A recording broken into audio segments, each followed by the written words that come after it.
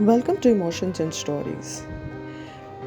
People around us are the ones that we trust the most friends, family. But what happens when that trust is broken? Let's find out in today's story 10 Days Too Late. When Aniket Verma went missing, no one took it seriously at first. A 34-year-old writer from Mumbai, Aniket was known to disconnect for days while working on his next masterpiece. But when 10 days passed without a single message, a phone call, or a sign of life, concern turned to panic. His sister Ria was the first to raise the alarm. He always texts, even if it's just a stupid meme, she told the police. He hates people worrying about him. The police filed a missing persons report. His phone was switched off, bank transactions frozen, and no sightings from neighbors. His apartment was locked from inside, nothing stolen, no struggle, just vanished. Until the 11th morning. Aniket's body was found in a dried up well behind an abandoned farmhouse 8 kilometers from his home. Half buried in dried leaves, filth, his wristwatch had stopped exactly at 3:47 a.m., the time the coroner guessed he died. The media jumped in. A writer found dead in a location eerily similar to the one from his last novel. The public lapped it up. Murder, mystery, and madness. But the real story? It was darker than fiction. Detective Veer Rajput was assigned to the case. A sharp, brooding investigator with a record of cracking cases others gave up on. He didn't care for headlines.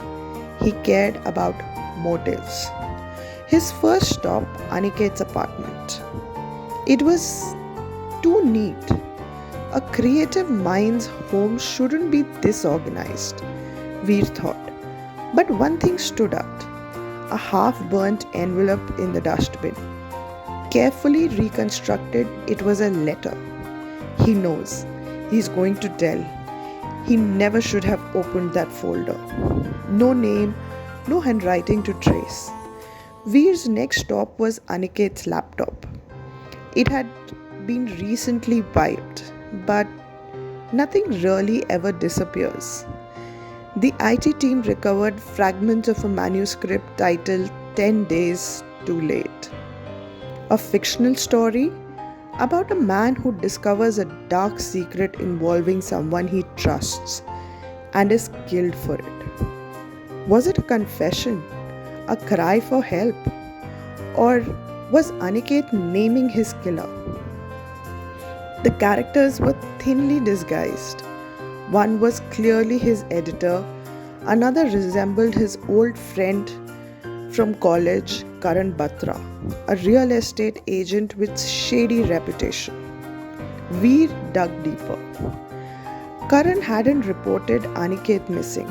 In fact, he hadn't even called Ria to check on him.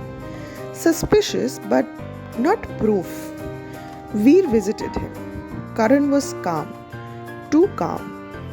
He hadn't spoken in weeks, he said, sipping his drink. He was intense, always paranoid about something. Paranoid about what? Something he found down online, he said it would blow things wide open. He was dramatic like that. Veer's instincts buzzed. He had Ria go through Aniket's files. Hidden deep in a USB drive disguised as a keychain was a folder titled KM Files. Inside was scanned land documents, shady sale deeds, and bribes linked to a development project in Nasik, approved with forged papers.